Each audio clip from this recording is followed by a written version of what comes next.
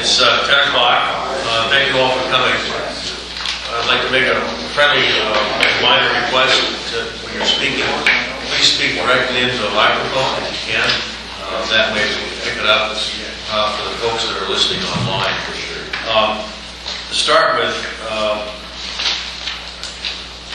I'd like to ask if there's any corrections to the minutes from the last meeting at all.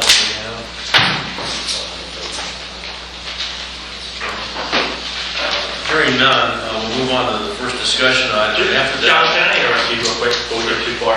So the Board of Trustees changed the bylaws their last meeting, and part of that changed a little bit of how the Board of Managers operates.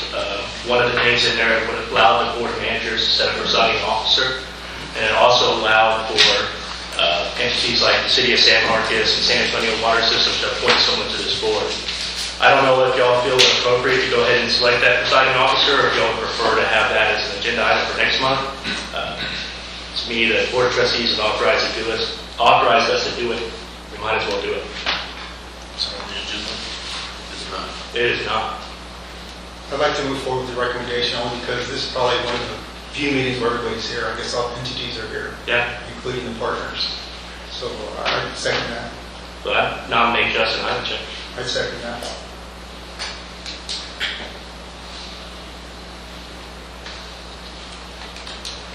Any other nominations?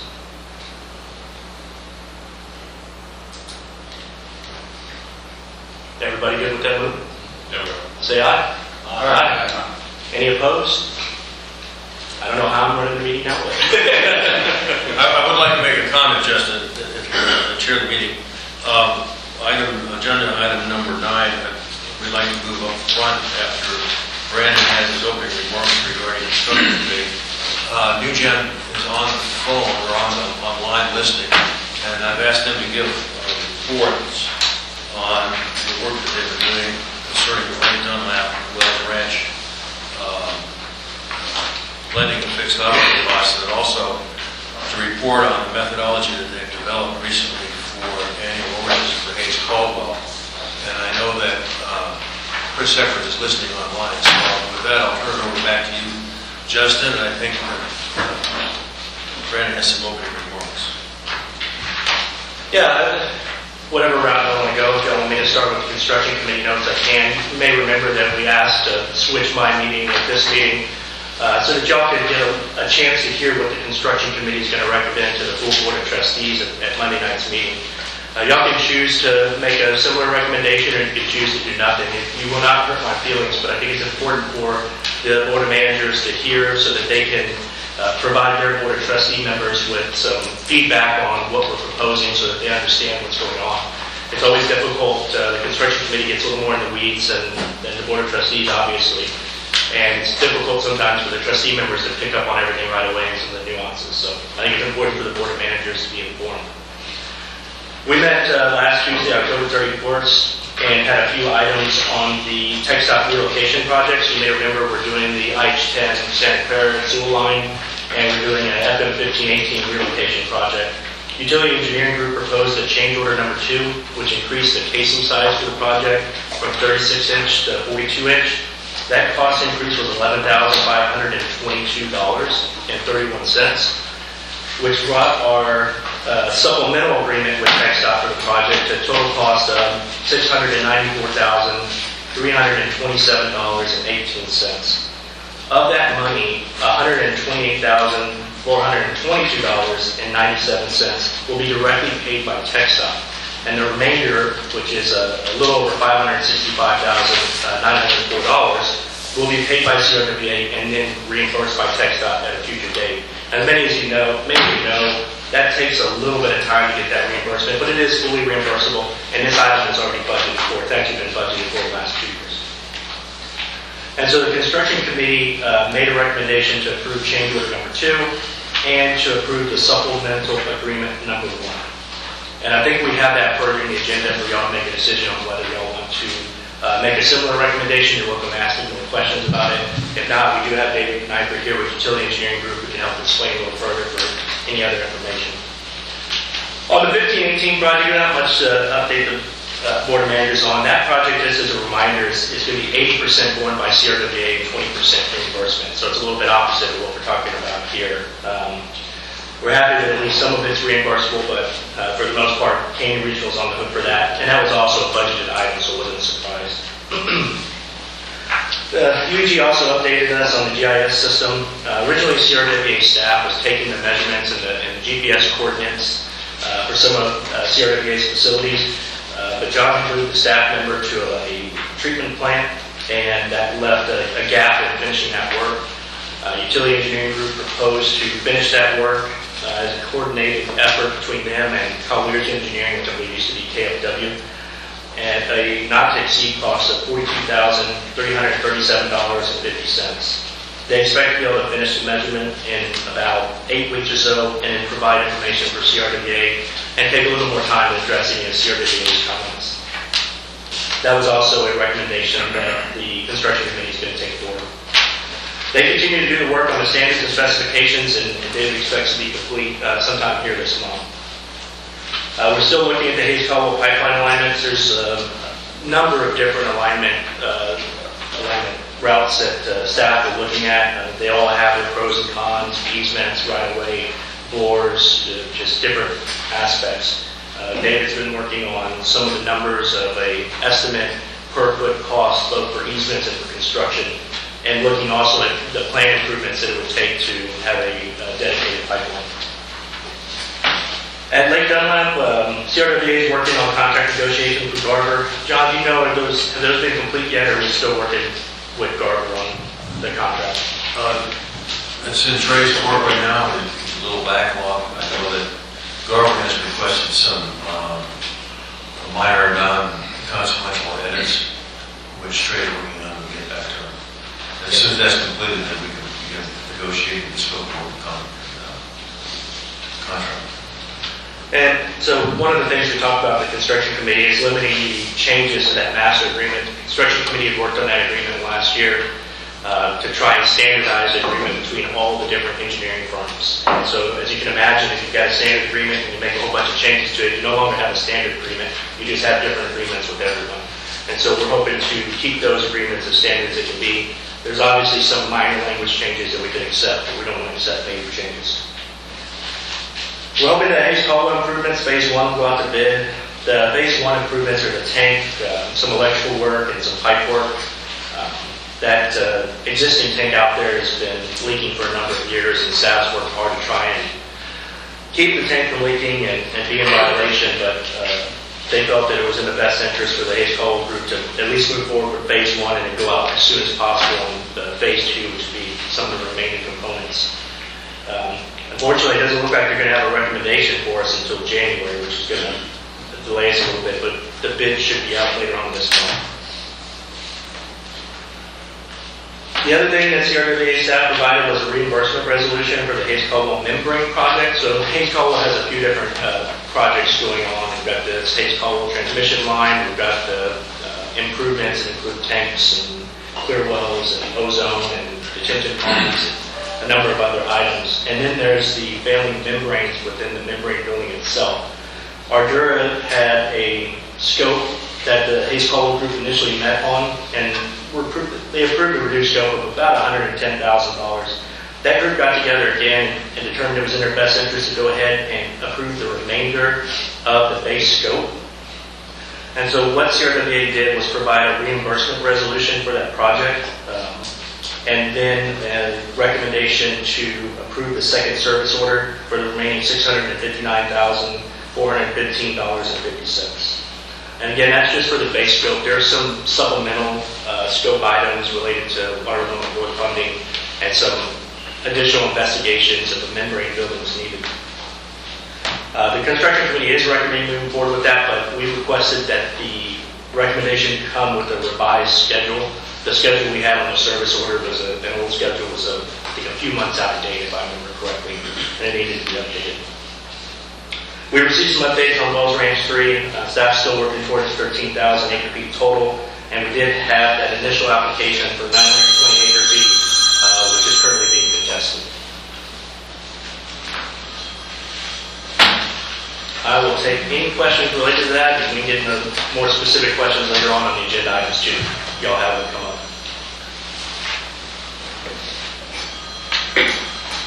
Thank you. All right, so you said, John, we need to start with number 9. Yes, please. Mr. Chair, I have a question, and just one clarification. With regards to item number 9, I know it was sent out to the Board of Trustees, and there was a discussion as to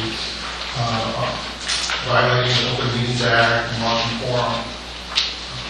And I'm not trying to stop this item, I just, that was one brought up. Currently, there's 5 board members at this table. Now, maybe, Brandon, you can clarify. Is the Board of Managers a committee of the Board of Trustees? Therefore, we can sit here and we can discuss, or is the Board of Managers separate? The Board of Managers has no authority over the governance of Canyon Regional. It is really just a committee of managers, although some managers have dual roles like myself and yourself. We both are on the Board of Trustees. We have Randy here who's on the Board of Trustees also, but is not a member of the Board of Managers. That's a good question, Humberto. I don't know if it ended up being a quorum of Board of Trustees on the Board of Managers, what comes from that. But any decision y'all make or recommendation y'all make isn't binding at all in Canyon Regional, because we just don't have the authority to do that. So my point is, we still have discussion on this particular item. Yes, So I wanted to be aware, because there was an email sent out, and typically, there's 5 members here at the Board of Trustees, and so And we need 11 for a quorum, so I think we're perfectly fine. as long as we're not having a walking forum, whatever that is. But I'm fine with it. Thank you, Mr. Chairman. All righty, Chris, you want to take it away? Absolutely. Can everybody hear me okay? Yes. All right, very good. Good morning, Chris Ecker with Digital Strategies and Solutions. Pleasure to be with you virtually today. I appreciate the accommodation. Want to very briefly walk through, and John, I think you confirmed for me, everybody received a copy of the presentation we put together on the Hayes Caldwell True-Up analysis. Is that correct? Yes, and before you jump into that, and maybe you'll come secondly, but we also wanted to give us an update on where you're at on the blending of the fixed costs. Do you know what? Pick which one you'd like to do. Okay, I'm sorry, I didn't have the agenda pulled up. I apologize if I'm moving things around. Is that, what is your preference, Justin? Do you want me to start with fixed cost blending, or do you want me to start with the fixed cost blending? You can start with the Lake Dunlap Wells Ranch. Do we have the presentation printed here? I don't see it in the packet. We don't. It's just an update. It's just a verbal update. Okay. Okay. So verbal update on that. One thing that is we've gone through the exercise of looking at the fixed cost blending. Again, to bring everybody up to speed here, during the budget process, there was discussion of further blending some of the cost for Lake Dunlap and Wells Ranch. And as we worked with authority staff, as we've gone through that, one of the things we did is we went in and we looked at the unit cost of a number of items. We started with operations and maintenance expense, the fixed operations and maintenance expense. We looked at the raw water side as well, and then as well as the membrane costs. But some things that we noted as we went through that, raw water cost for Wells Ranch right now on a per unit basis is much higher. At the same time, within the 24 budget, there is no membrane cost associated with Wells Ranch. So as we begin to look at the unit cost of service between Lake Dunlap and Wells Ranch, it's our opinion that at this time it doesn't necessarily make sense to try and blend raw water costs and membrane costs.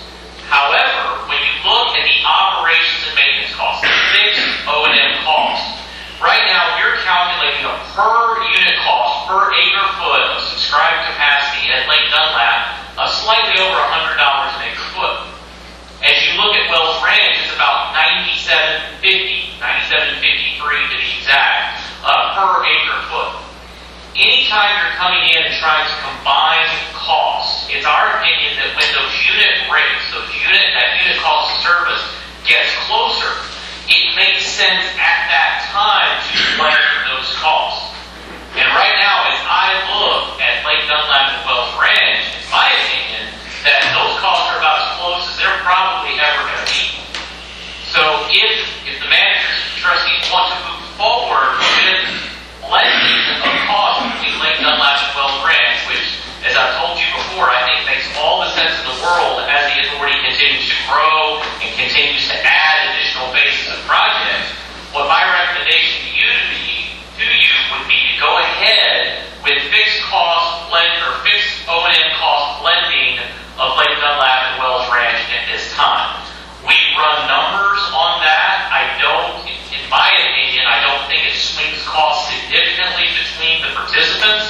What it will result in is a little bit lower cost for Lake Dunlap participants, a little bit higher cost for Wells Ranch participants, but most entities are in both. But again, to me, it doesn't swing costs significantly if you were to go ahead and just blend the fixed O&M cost at this time. We're happy to provide more exhibits behind this, what this would look like. That would probably be the next step in this exercise, but that would be my recommendation to this group. Go ahead and look at that, but for right now, set aside any cost blending on raw water and membrane costs. Okay, thank you. I threw a lot at you there. Any questions on that? I've got a question, Chris. This is Humberto. So basically, if you were to institute this process, it probably wouldn't take place until probably next year, correct? 2026? So this is Brandon Rowan. I think the discussion was maybe attempting to put this in place for January 24, in the beginning of the second quarter, if it did require substantial budget amendments. The concern was if it was going to be something where someone was going to have $100,000, we wouldn't want to try and get someone with that. So if the numbers are relatively close, I think the trustees could decide whether they felt like it was warranted. And I brought this up. My concern again is all of these central water comes from Wells Ranch starting January 1st. But I'm paying rates for Dunlap, which doesn't make a whole ton of sense, especially with the interconnectedness of these two facilities at this point. That makes Well, sense. and again, the idea here is to the extent we are a regional authority, to the extent we can move to some kind of system cost, not on the bond side, not violating bonds, not touching bonds at all, but if we can move to more of a blended cost concept, I think it's going to be in the authority's interest in the long term to do that. Does that create potential subsidies? Yes. We want to keep those subsidies small where possible, but as a regional authority, we are better together than we are individually. And anytime you're in a regional authority, there will be subsidies that happen from time to time, but over the long term, the idea is that those subsidies will ebb and flow and correct themselves over time.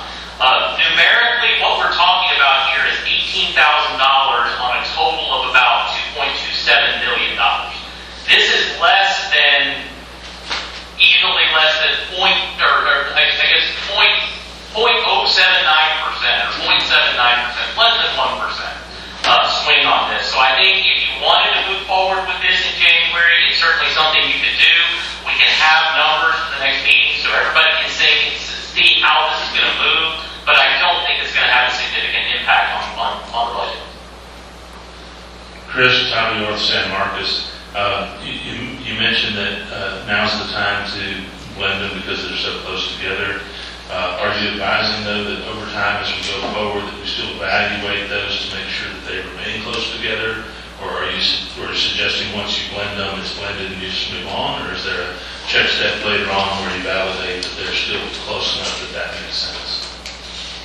Could certainly validate as you go forward, but again, as I said, the benefit of a regional authority is we're all better together, and we recognize that there are subsidies, and those subsidies will ebb and flow over time.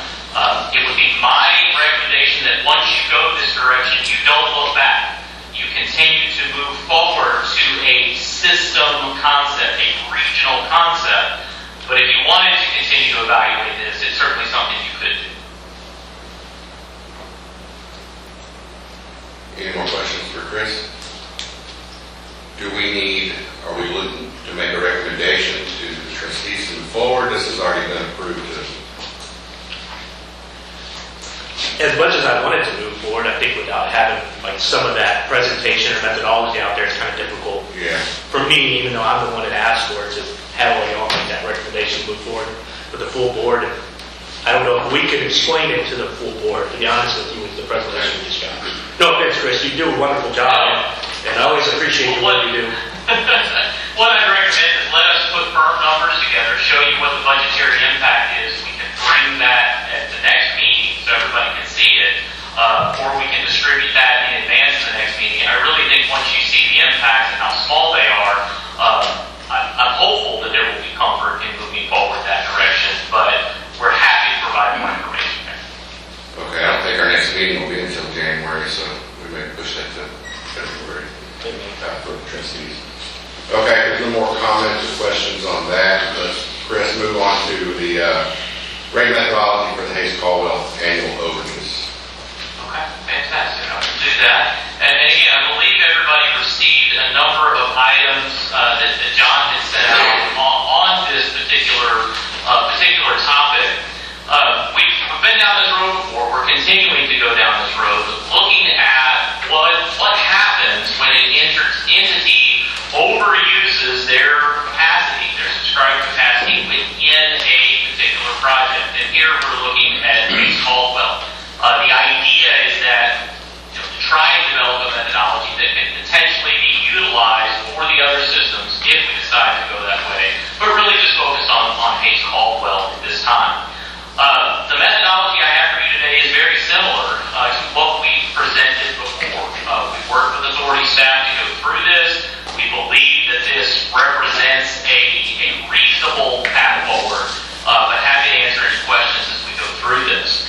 One of the things I do want to remind you is there is an inherent complexity in this idea of a true-up, because when you look at how the authority's budget is constructed, there are a number of components. There are bond payments, there are O&M payments, there's line use payments, all of these different elements, and there are different allocations for those elements based on the contract that's being applied, and how different entities have participated in those various contracts.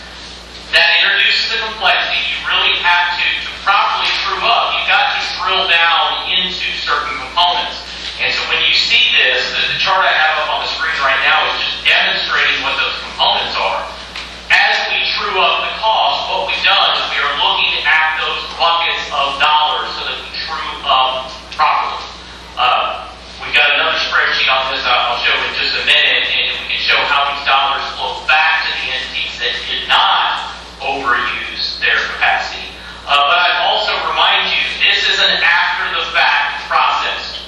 We are not changing the current budget allocation. We are not changing the budget. We are not changing the contract. We are not changing the allocation of bonds. This does not impact anything that we're doing now.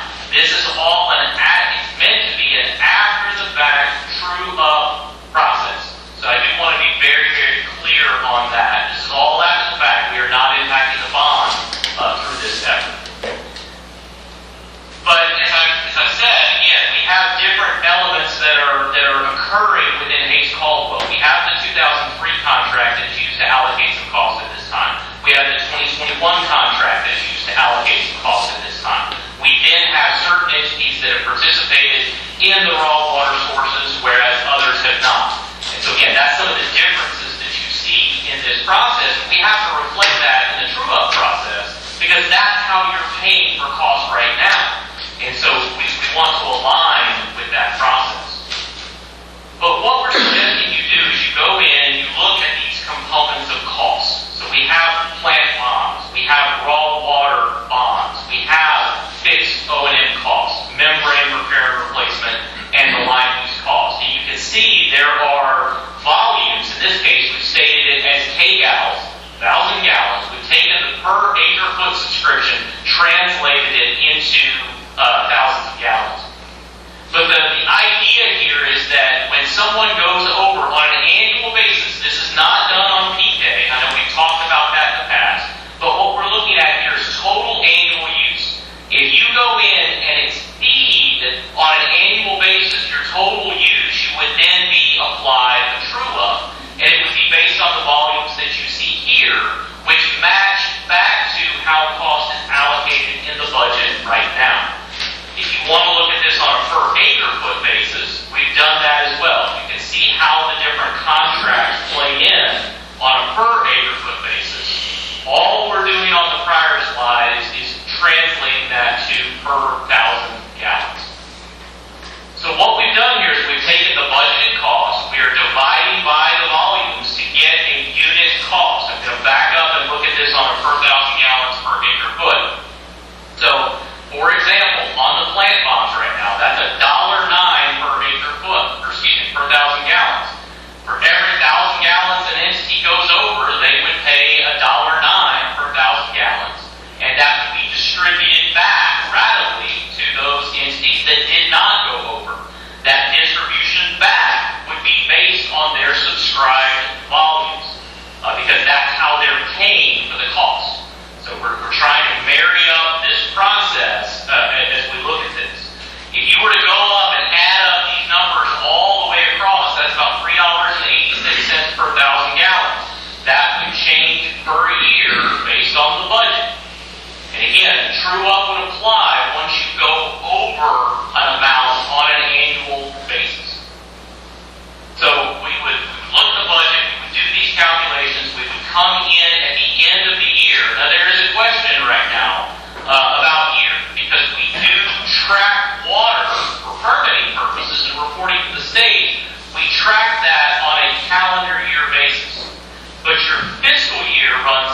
October to September.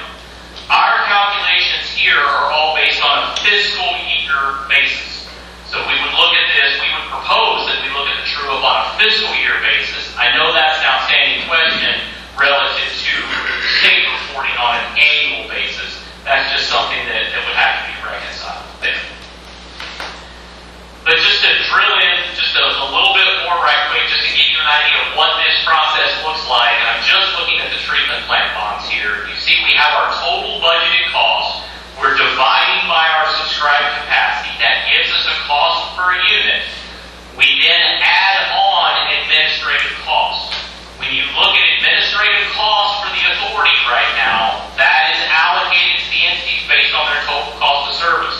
We're maintaining that methodology in the true-up. That really amounts to about 6% on top of the direct cost of service. So we built in admin costs here as well to continue to true that up as well. So again, trying to follow the budget process as closely as we can. The other thing I would note for you, and I'm going to just jump down here, is to the raw water side of things. Raw water would be included as part of a true-up. We're not proposing to do this by source. We would propose that you do this based on a composite of all sources. In this case, 57 cents per thousand gallons based on the 2024 budget. Again, we can go back and look at this on 2023, but based on 2024, it would be 57 cents per thousand gallons for the raw water true-up.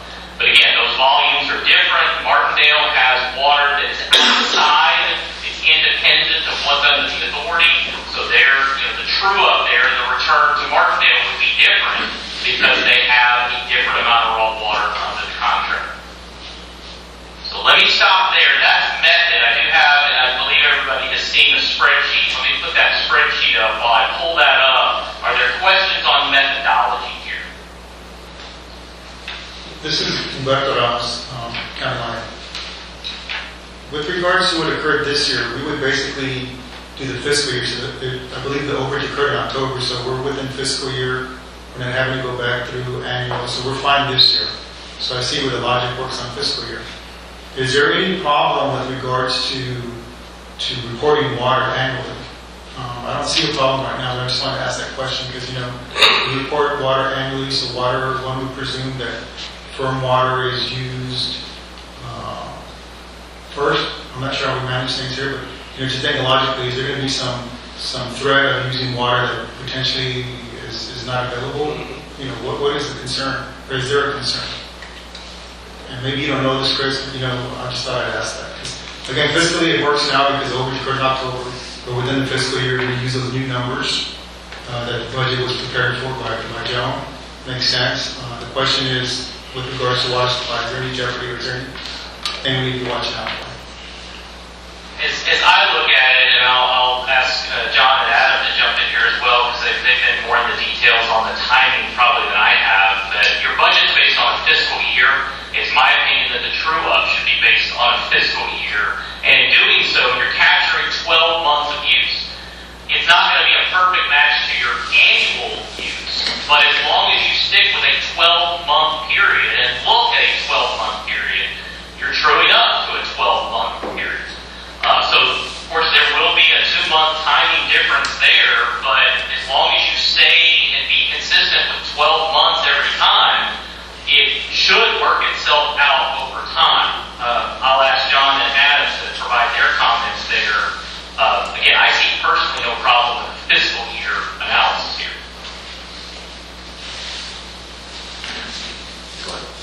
Yeah, when it comes to water supply and a call on water rights, what you're referring to, Humberto, is the water rights that we have, like at the Hayes Caldwell plant, it's based off of priority, what the oldest right is. They're the ones that kind of have the authority to be able to call on. And the Baugh right and the Cummings right are some of the oldest rights on the San Marcos. And so there's not a huge chance, believe it or not, that they would be called upon. The GBRA water, however, that comes from Lake Dunlap here, GBRA kind of has control over that, and that priority date goes back to 1957. And so somebody ultimately could call on that GBRA right, or GBRA, as we're going to talk a little bit later, is talking about water restrictions if we're to reach stage 3. But I think what we saw was, or what we heard from Chris, and correct me if I'm wrong, he wants to match up the water consumption to the fiscal year. And that's a problem because we report on calendar year. And so if you try and use fiscal year, I mean, you could end up over-reporting or not even capturing the cost correctly. If I use a whole bunch of water at the end of the year, and not so much, that doesn't make a whole ton of sense. To me, you'd want to keep it calendar year. And the question then comes, do y'all want to allocate it based on fiscal year 23 costs or 24 costs? Which I think is probably much easier than trying to address water consumption in a period of October to September 30th when your real consumption data is January 1 to December 30th. I think you've got to keep those matched up if you try and do anything else. Can I make a comment on that, please? This is Joan.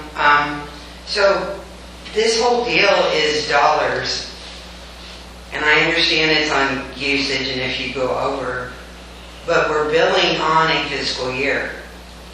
And so what would happen is you're going to end up having to take, if you're going to, based on dollar amounts, you're going to have 2 fiscal years that you're going to have to take into account if you're doing it by what you're reporting to the water master. I'm just saying that's, and so then when are you going to start it? Are you,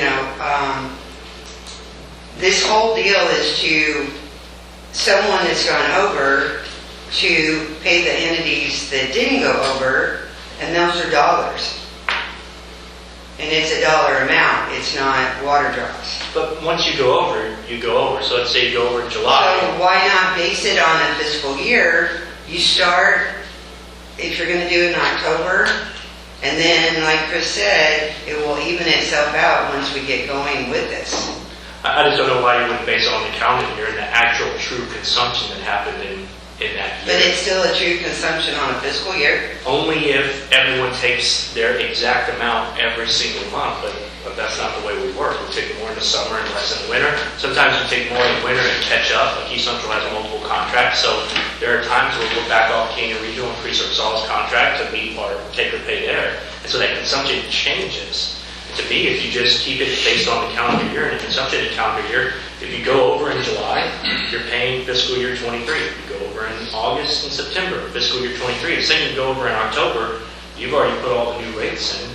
You're in fiscal year 24. To me, that just seems like the simplest way to do But it. you're looking at 12 months, whether it's a calendar year or fiscal year. That's kind of the way I look at it. So you might have October in this fiscal year, or you have October in a calendar year, and those are 2 different things where I think you're still looking at 12 months. Yeah, again, though, the consumption is what I'm concerned about. Is somebody truly going over their contract in September or October of that year? The answer is no, because they may still have 2 months to go. But if they used a whole lot in November or December the year prior, you're saying they went over, we're billing them for going over, when really they didn't. That's my concern. And my concern, I know, Joan, you talked about water droplets, and I hear you. I just think the management of water is very important here. Because what was said, I would agree with what was said. I've done this many times when I was at Experiment, and we had a lot more water than this. And there's an approach to this, because at the end, what you're assuming here is that the water that's available for the others to use hasn't been used, and it's firm water, correct? If you get to a drought, you want the most firm water to be used for the other entities. So you would use non-firm water right off the bat if there was enough beginning of the year. And when we presume the rainfall, there's water flow, we would use those non-firm water. The question becomes, when you use non-firm water, the entities, are they all part of that non-firm water, all 4 entities? When you come to the firm water, are the same 4 entities involved? Because if not, you're using water that one may not be tied to, if you will. Or it may be that I no longer have firm water because my water was non-firm being county line, and it was used in the beginning, so at the end, I don't have any state at the game. We need to think about that, because that's going to be questions going to be asked, and I'm going to ask. It doesn't make sense to me what was explained to me in regards to staff. But nevertheless, I think this is the first time we're doing this, and I'm willing, I don't want to say gamble, I'm willing to move forward to see how this works out, whether it's fiscal year. I just want to be assured that at the end, when those dollars are distributed, that they're going to those entities that have that supply of water that has been contracted through either GVRA or they've went into bonds and through the state, and they've got that. That's all I'm asking. To me, fiscal year makes sense. I know we have, but again, this is the first time. Maybe it's more, I hear conversations that others or within the group are bringing water supplies. Great. Maybe this is just a one-time deal, but I do not want this to stop. I just thought that was an important question to ask, because at the end, I want to make sure that the money that if there is money to be distributed, that it get distributed accordingly to those who have those rights at the end. And the counting is done right off the bat correctly. Now, this year, again, because the way counting was done with calling in the water master water, I do not know. And I'm assuming it was done correctly. And at the end, the numbers that Chris has are appropriately going to those entities. That's all I'm asking. Well, again, I just jump in here and say one more time, 12 months. We've got to capture 12 months, whether it's annual, whether it's fiscal. I agree with Joan that if we're doing it annually, you're crossing 2 fiscal periods. You've got different costs for October through December versus earlier in the year. It introduces some complexity there. But regardless, you've got to capture 12 months, however you do it. Chris, this is Justin. So in your previous discussion on the Lake Dunlap and Wells Ranch, you were talking about regional water supplies and subsidies and ebbs and flows. With the numbers you're seeing in this, when you analyze Hayes Caldwell, that doesn't fall into that ebb and flow type situation. Well, we've not looked at Hayes Caldwell in conjunction with Lake Dunlap and Wells Ranch. I've not looked at all 3 together. It's possible there's cost blending there. It's possible we could move that direction, but we almost have different philosophies between what we're trying to do between these 2 efforts. In the fixed cost blending, we're moving more towards a system. Here on the Hayes Caldwell side, we're looking at making sure I only pay for what I use, and I get exactly what I subscribe to, and I don't pay any more for that. So it's even different philosophies here. And again, I don't want to get too far off base here, but we're a regional authority. We benefit because we're better together than we are apart. It's always been my opinion that the more that we can move to more of a system concept, a regional concept, we're better off. However, I do want to be responsive to the entities and making sure that we are meeting your goals and objectives. Those goals and objectives are different between these 2 efforts right now. Right. And Justin, I don't know if I've answered your question there or not, so I apologize if I didn't. That's okay. Well, it's really the only difference in what are you talking about with Dunlap and Wells Ranch is the raw water. Is there that much difference in cost? Are those costs for raw water allocated differently to this group? And so I think Chris's question is, if they're allocated differently and there's different costs for those different water rights, Justin, I think that's probably what you're asking. Are those numbers also close if they're inconsequential, or are they, is Foster different incumbents by large amounts? So when you go back, I'm bouncing between multiple presentations and screens here. Just looking at raw water costs right now. Let me put this back up on the screen here. So as you look at the individual unit cost right now, GVRA water, according to the 24 budget and based on the volumes, is 54 cents per 1,000 gallons. Law is 23 cents per 1,000. Cummings is 96 cents per 1,000 gallons. And right now we don't have any cost on the Foster water right now. On a composite basis, it's 57 cents per 1,000 gallons. But there's varying elements here. It is my recommendation that when you're truing up, you use the 57 cents per 1,000 gallons regardless of where the water is coming from.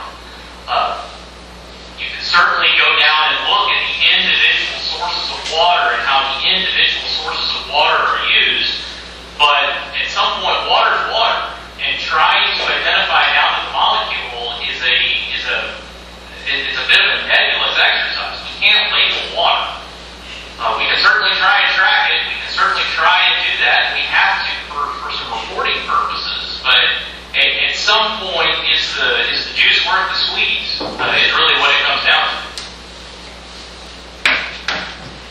Okay, thank you.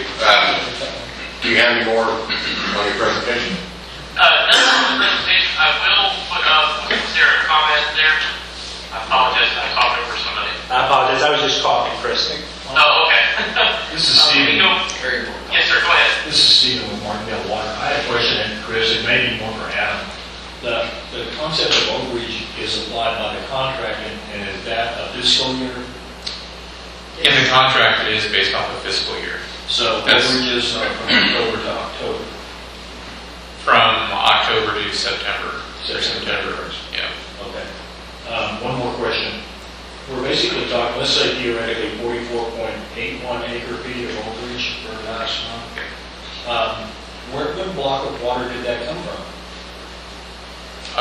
It was a partial between the Cummings and the Baugh. The Cummings and 'Cause that's- regional. Yeah, because that's what I have left Okay. to choose from. Thank you, Chris. The only other thing I'd add, and again, I think everybody has seen this, I believe this was distributed, this takes the fiscal year 24 values and applies this method. Now, it applies it for a 10-month period, looking at January through October. So you can see the unit values, you can see the volumes that have been used. Now, one thing I do want to note here is the column, the numbers in blue here, the annual consumption amounts. We know those amounts. As we get over into the plant bonds and some of these other elements, what we're having to do is basically look at some kind of ratable use based on total use. So I can't come in and tell you that for the raw water bonds, counting line usage of 3,258 per 1,000 gallons, we don't know that number. So there's a ratable exercise we go through to derive that amount. Basically, if you're going over your annual use, that's going to show up in the other areas as well through a mathematical calculation. But what you ultimately see, and again, this is January through October, you see the overage. In this case, the only overage is for Crystal Clear. We flow that through, so the payment for this overage at this point for these 10 months is $53,698. And you see that we distribute that back to the other entities based on the capacities in the project. So this is just meant to demonstrate process, demonstrate method, but the time period here is not a full 12-month period. So Chris, what's the rate again? Was it $4 or $3 per thousand? I think if you add it up, it's like $368 per thousand, but again, it's different for different entities based on how they participate in the components. So it's not just a 368 applied to everybody. We're doing this on a component basis. Okay. Chris, this is John Kaufman. I just wanted to point out, in my recent discussions with you and Megan, Megan had made an adjustment to the raw water factor for 1,000 gallons. It's now 60 cents because of the add-on, the administrative fee of 6%. So the red number that you see there in that total column is adjusted to 54,157.39.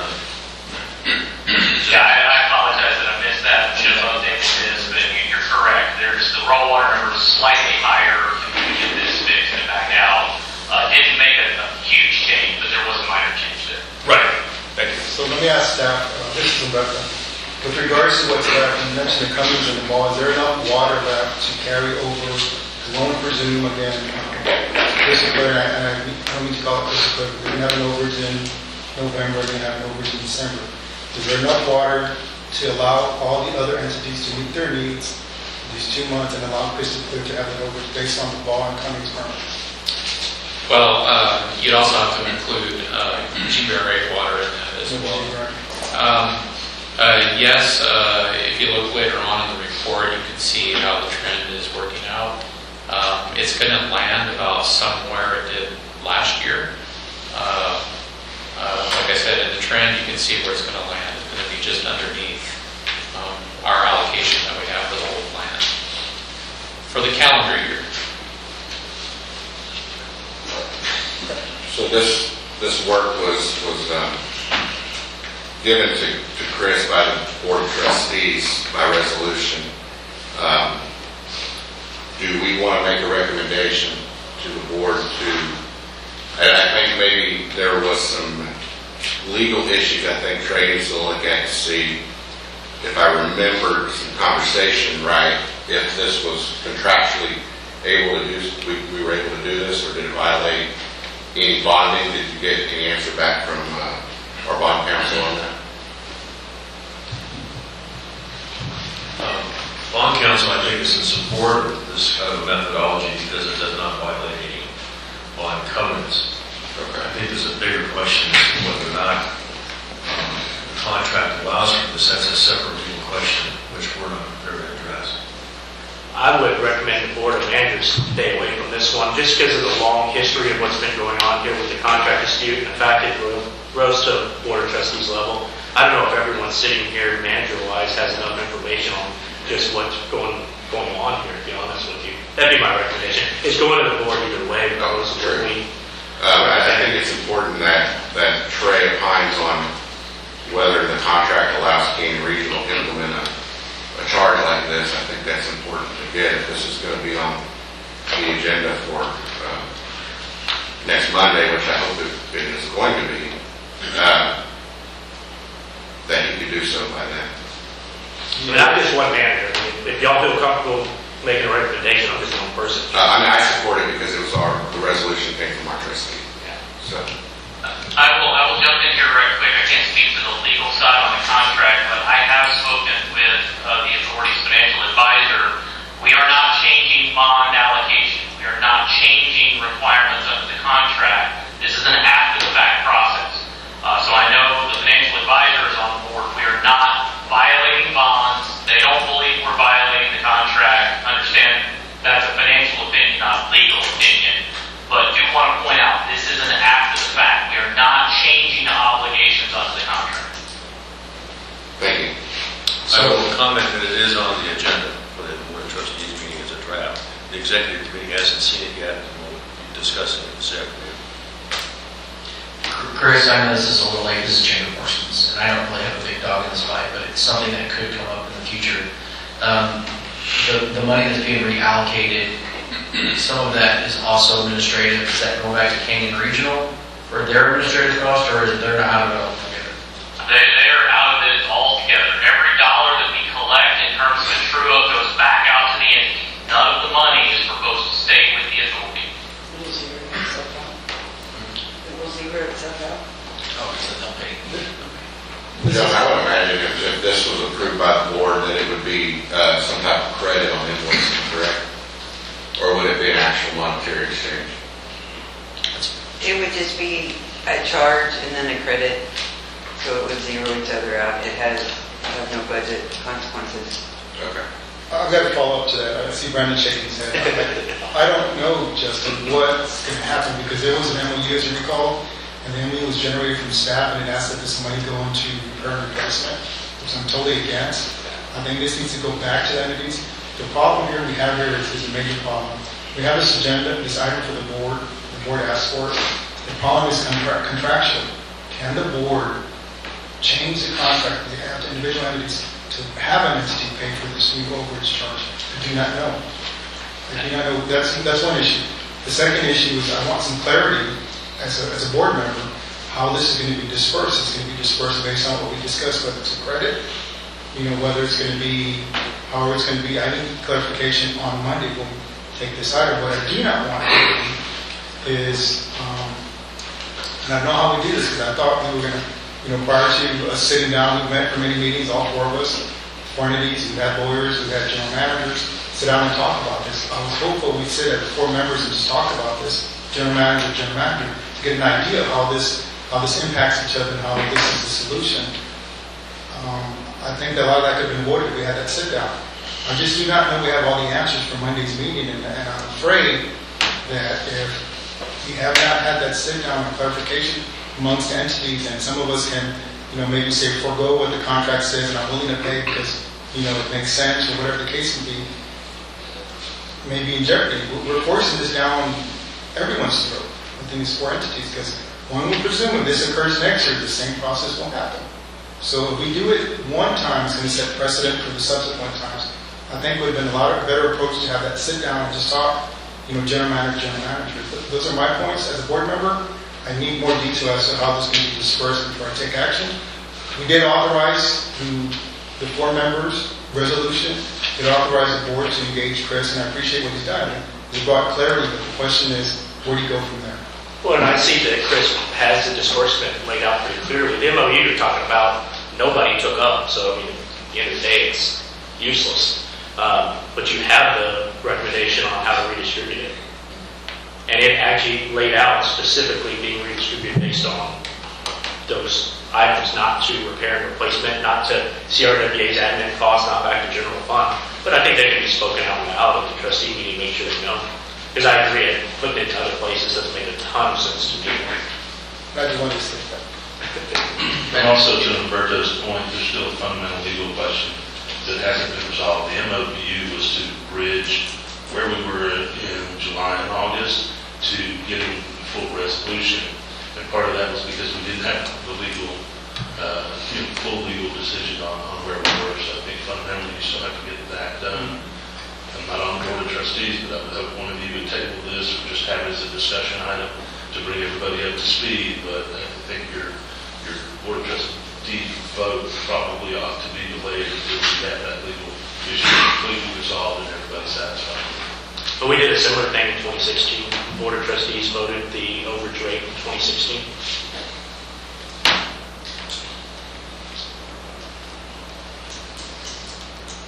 Okay, is there any more questions for Chris? Yeah, I guess I just had one more. This is really for Joan. Joan, this doesn't have any impact on you closing out your 23 books, right? No. Okay, so we have time if you need to take that extra month. It doesn't have impact on CRWA staff. All right, Chris. Hold on. Sorry. Mr. Chair, I mean, another question. Chris, we talked about how this can be transposed within our system, but let's just stay within the Hays Caldwell system. Once San Marcos comes online, would this be the same approach we would adopt when San Marcos comes online? I mean, have you thought about that? Yes, so the method is the method. The method continues to be applied going forward. It is a reflection of how costs are allocated in that budget and how water is used within a 12-month period. You can continue to add entities. You can continue to amend the contract. It will simply amend the numbers that are in the method, but the method continues to be applicable. Thank you. I would hope that this is only a temporary patch to a full contract amendment that addresses many of the problems in the Hays Caldwell contract, not just this. If not, yes, if not, this creates more problems down the road. It could exacerbate the situation that we're dealing with now. All right, Chris, we appreciate it. Thank you for your time today. I appreciate it. All right, let's go back to item 2B, I guess, all Spring Hill Cibolo GBRA CRWA short-term partial assignment agreement staff. I have asked Adam and David to weigh in on this. First, I would like to have Adam discuss the background of what this is about, what it's for, and then David, I'd like you to address the operational ramifications. So in 2016, SAWS, Springs Hill, and Cibolo had an agreement for GBRA water. SAWS leased out 500 acre feet of GBRA water to Springs Hill. Springs Hill does not have any investment, if you will, in the Mid-Cities pipeline. So the 500 acre feet of capacity in the pipeline was leased out to the city of Cibolo. Well, that contract comes to an end December 31st, 2023, going into 24. SAWS is interested in signing a new contract with Springs Hill and with Cibolo. All of SAWS GBRA water comes back into the GBRA district or the GBRA area January 1st, 2024, and along with that they have to change this contract. So essentially the change in the contract would be that Springs Hill would be leasing 500 acre feet of Wells Ranch water from SAWS, and then the 500 acre feet of capacity in Mid-Cities Pipeline would just stay with Cibolo. And so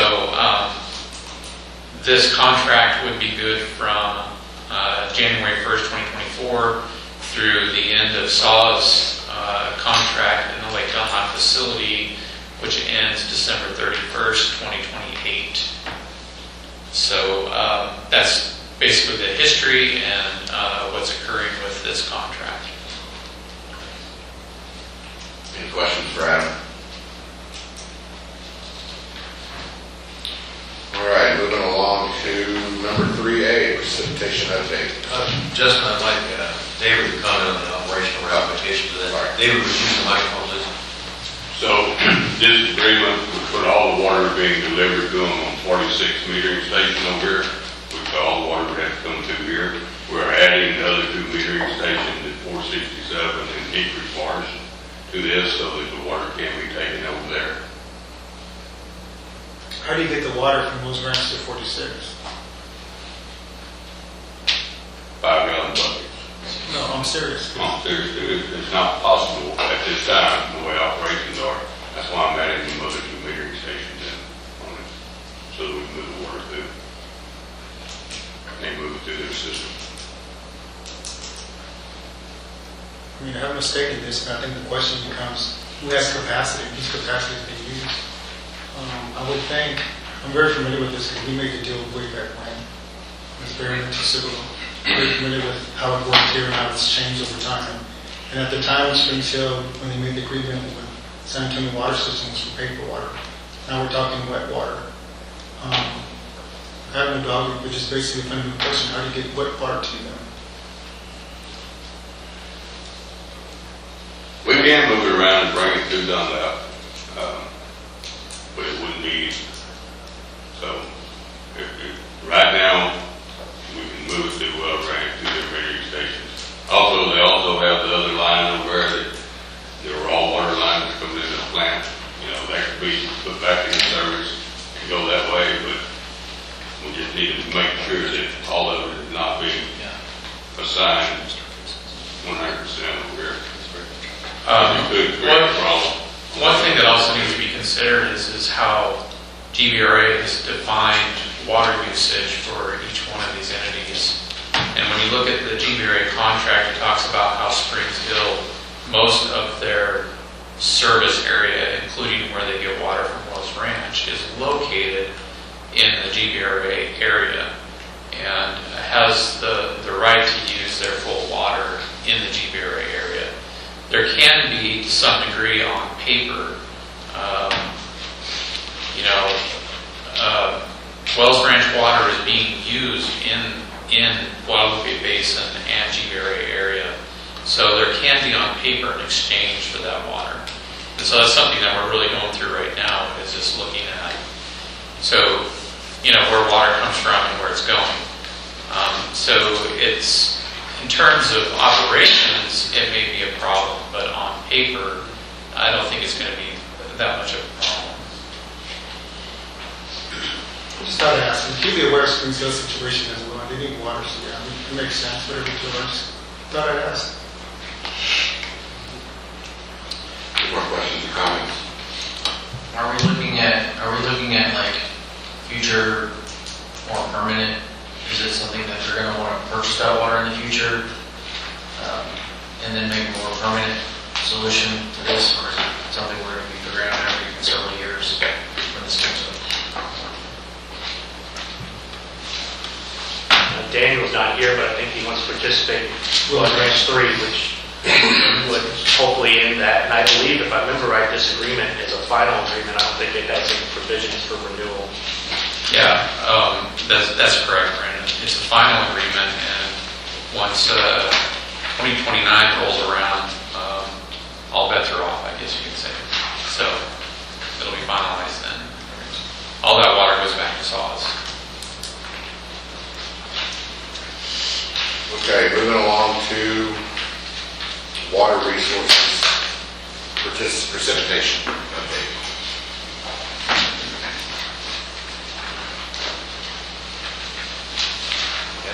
Okay. I'm going to go to that slide here. 31st is when I updated this last week. That was the most current date that they have on the drought monitor, U.S. drought monitor. You can kind of see down south here, we're still suffering.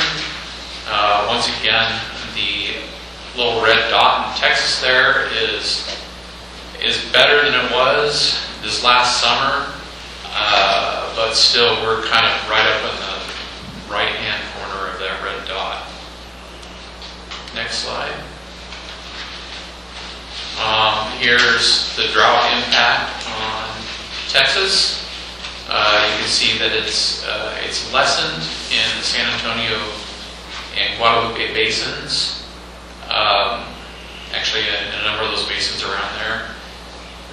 And as you're going to see here a little bit later in a few slides, even though the drought has lessened, has become less worse, Canyon Lake continues to drop, so that's not a good sign. And here it is by county, where our plants are located at, where we draw water from. Precipitation from the San Antonio airport. Again, numbers were taken through October 31st. They tend to update their website on a weekly basis now. And so you can see that in October we did get some more rain, just wasn't enough to catch us up.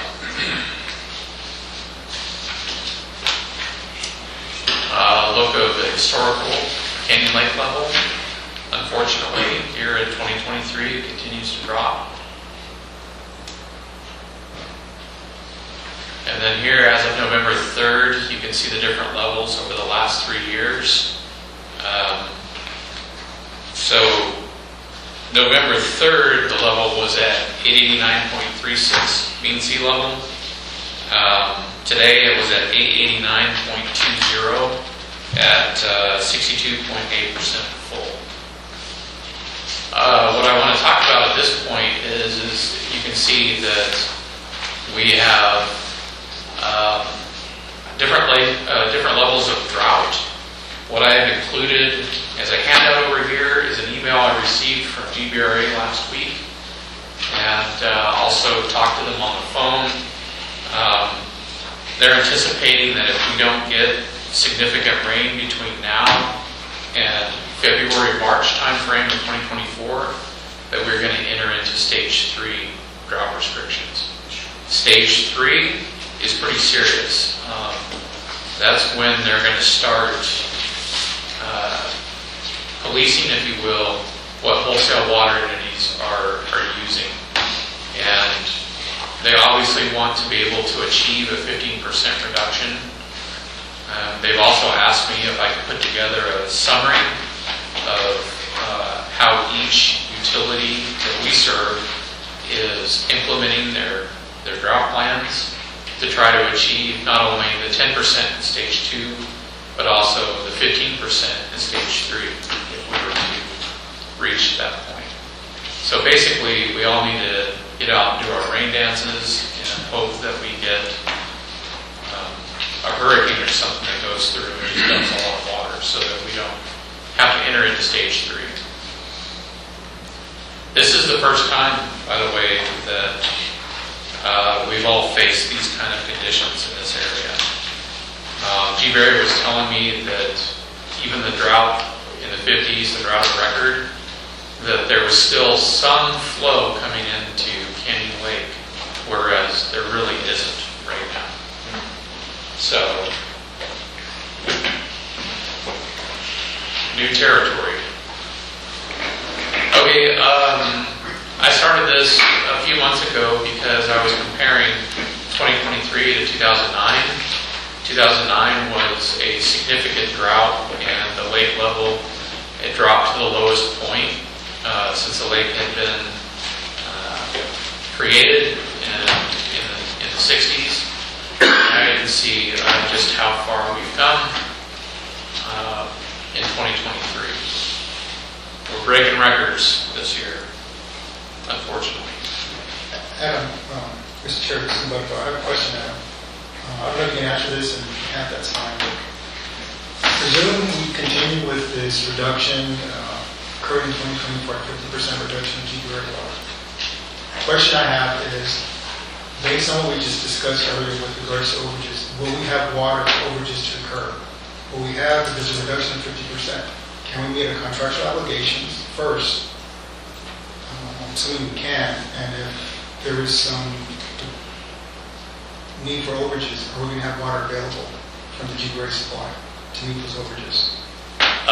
That's a very good question, because in the GBERI contract, what they say is that their drought plan applies to the contract. So essentially, we have to reduce the whole year.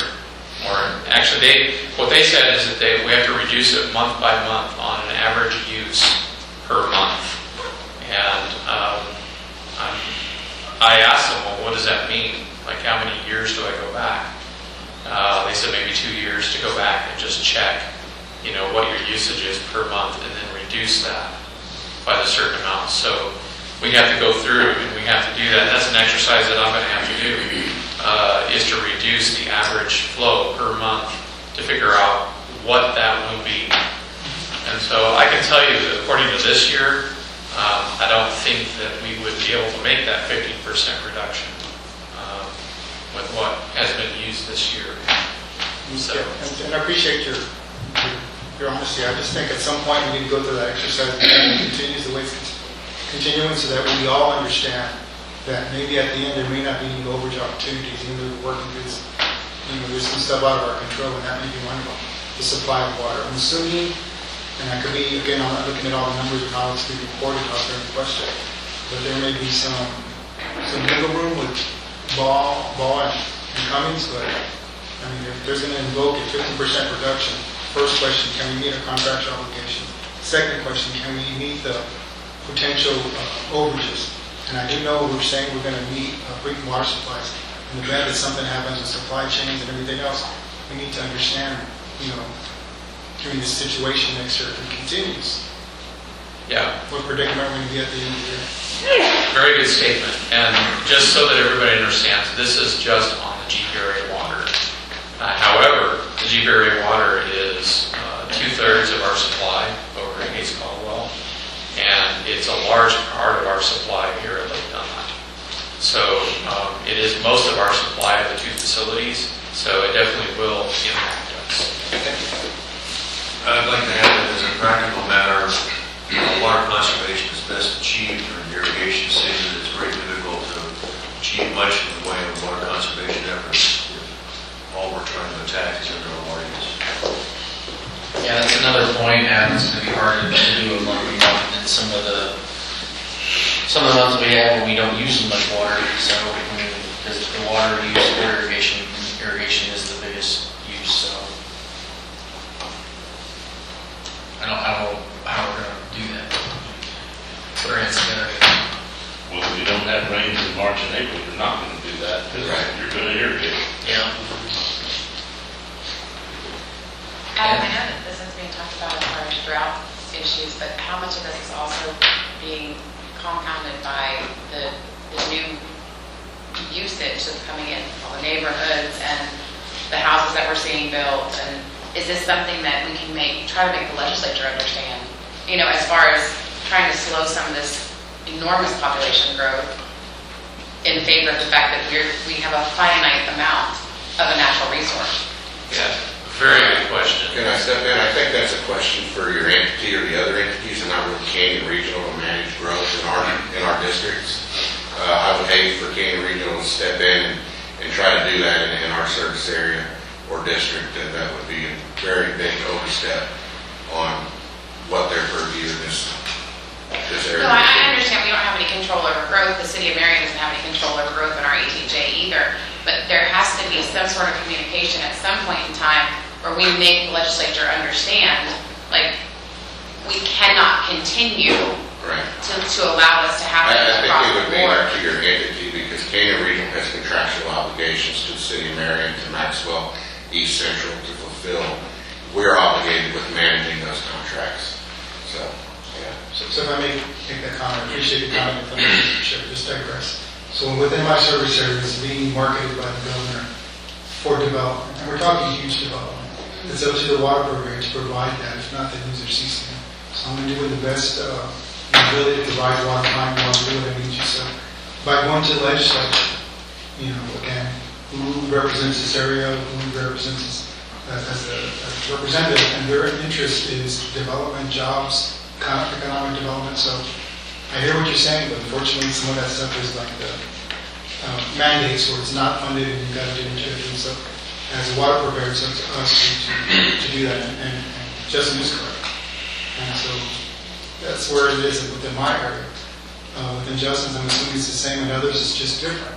But my area is basically political hotbed with regards to governor looking at it and wanting large development, large industries. We're talking huge uses of water. Just a couple of pieces of information for you. Cater Regional is a part of Texas Rural Water Association. They do a lot with trying to get legislation through to help rural entities out and that sort of thing. So it's they're a good group to kind of jump on board with. I'm not trying to sell them, but I'm just saying this is what they do. And I don't know if Marion's a part of TRWA. That's a good avenue. But I also do want to say, and I'm not trying to overreach and tell entities what to do when I say this, but GVRA did mention that they think that the significant difference between 2009 and 2023 is the population. That there's been a huge population increase, and that's why the lake's dropping as fast as it is.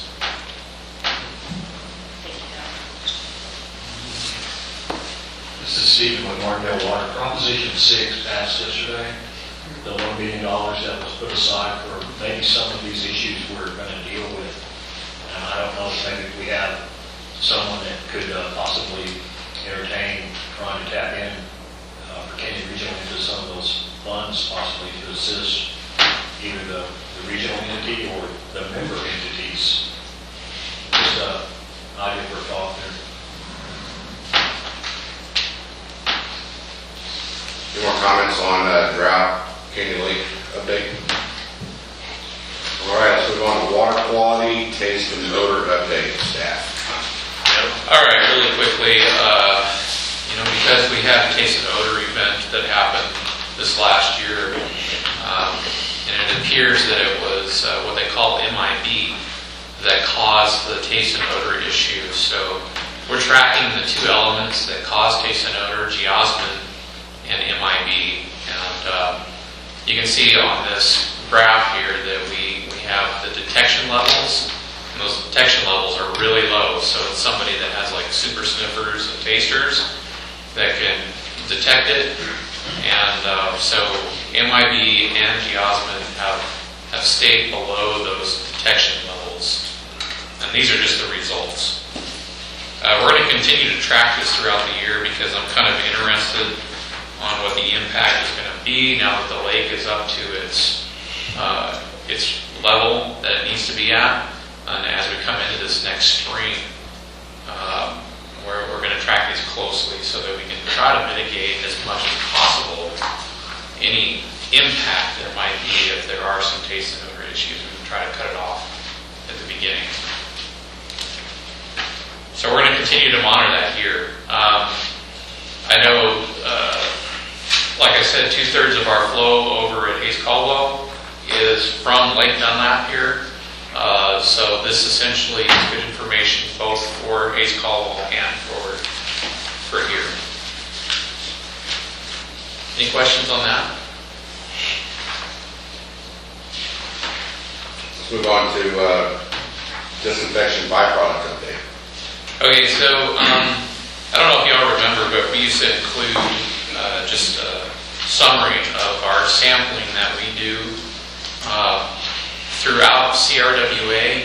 We essentially go into your systems and we sample for trihalomethanes to see how well we're doing and what's going on with trihalomethanes and haloacidic acids.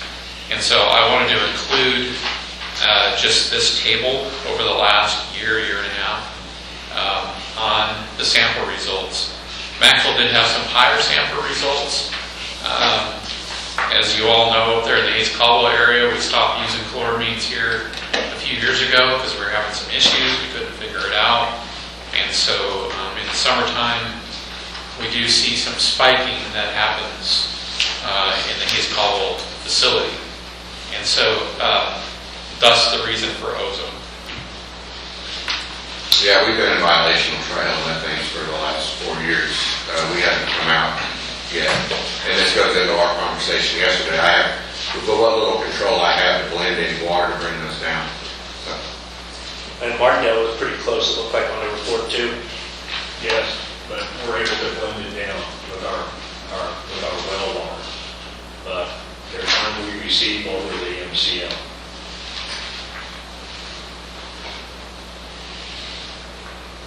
Mr. Chair, I have a comment with regards to this item. I don't know if y'all can provide this staff, but PFAS, what is, I know this is a board agenda item that's been discussed. I don't know if we can elaborate on here or maybe later on in the agenda. What is the status of PFAS class action also with regards to that? And what was the thought process? If you don't know the answer, that's fine. I think we're going to focus at this point. Talk about it. But I suggest if you don't know, that's fine.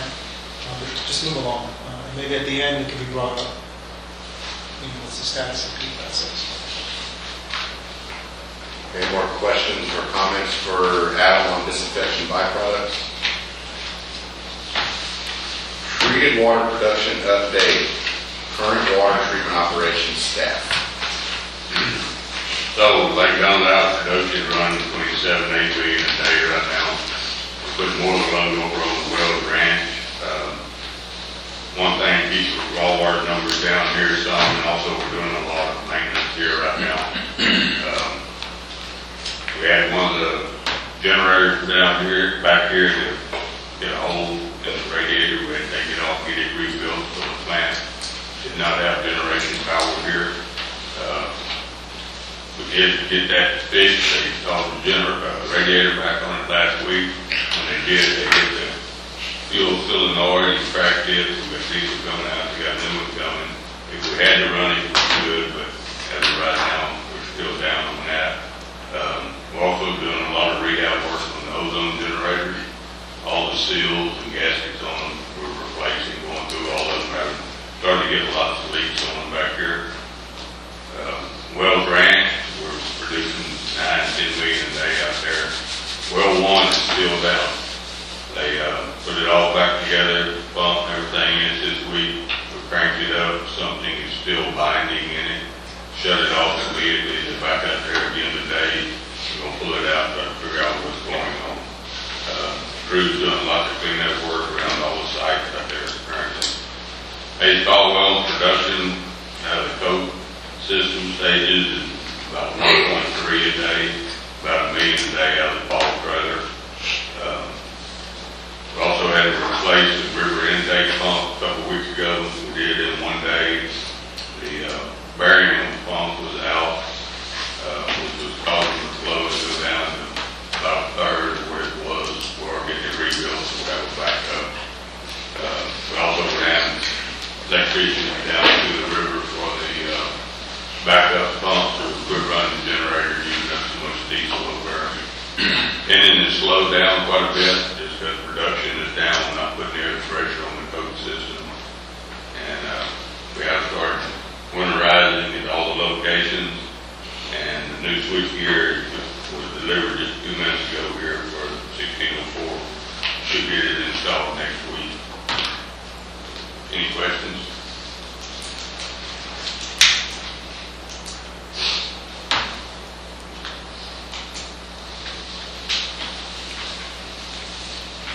Okay, water rights and water usage. Right. So first we have here the Lake Dunlap and Walls Ranch water usage summary. Let's see here. We can start with the Wells Ranch. So this right here is the Wells Ranch monthly raw water demand comparison. What I mean by that is I'm 2022 to 2023. This is the plant overall, how much acre feet that we produced through the whole plant out of Gonzales County and Guadalupe County. You can see there in the graph that we have a total annual raw water available to us of just over 13,000 acre feet. And when you scroll down and you look at the graph, this is how we're trending for 2023, and the orange is considerably lower than what we were in 2022. However, Lake Dunlap is trending higher, so they even each other out. This is the Wells Ranch daily production. Just kind of give you an idea of what the average day is, and the average day for 2022, the current average day for 2023 currently, and then the contract average day capacity. That's what we have contracted per day, and just the times that we've actually gone over what was contracted per day.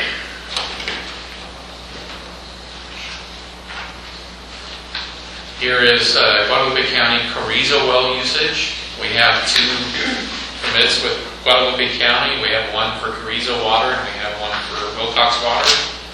This is a comparison between 2022 and 2023, and you can see how we're trending underneath 2022.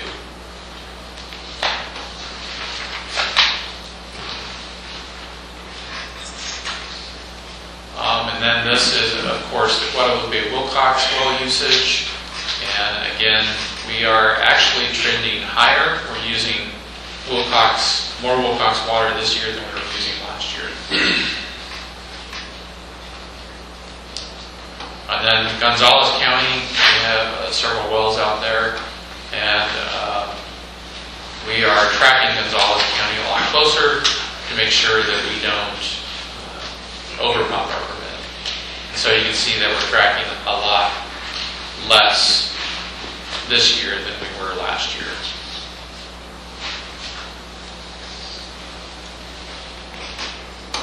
Adam, it looks like you're missing the Wells Ranch Lake Dunlap chart that shows individual entity usage.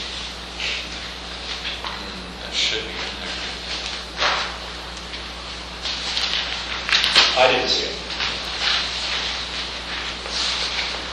I apologize. I'll have to get that to you all. Yeah.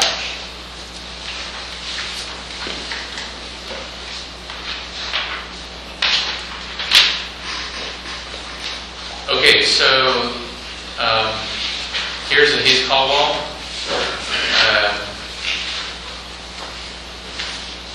The first part of that, as you can see, this is January through October. And again, this is based off of a calendar year. This is calendar year usage. That's the kind of counting I have to do, not only for the state, but also for GBRA. That's how they want me to report to them. So this is from January 1st through October 31st of this year. And have our raw water inventory up there in the left top. And then as you go down, I do want to make this comment. I made it last time, but I'll make it again. Is that in the raw water inventory, you can see that we have 2,898.16 acre feet of raw water that's underneath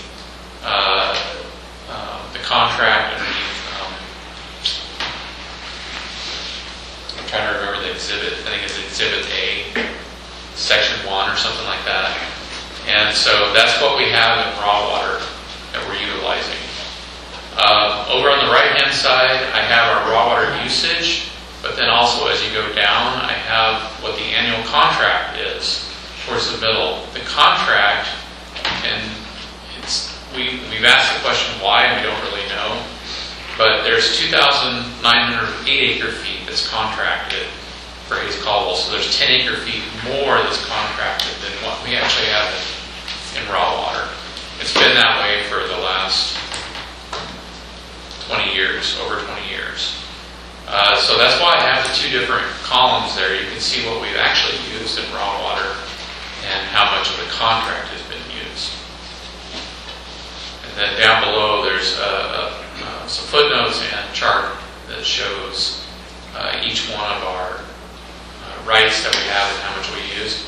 I do want to say, I was going to add to this, but I missed it. This chart here is not the scale. So, just for your information.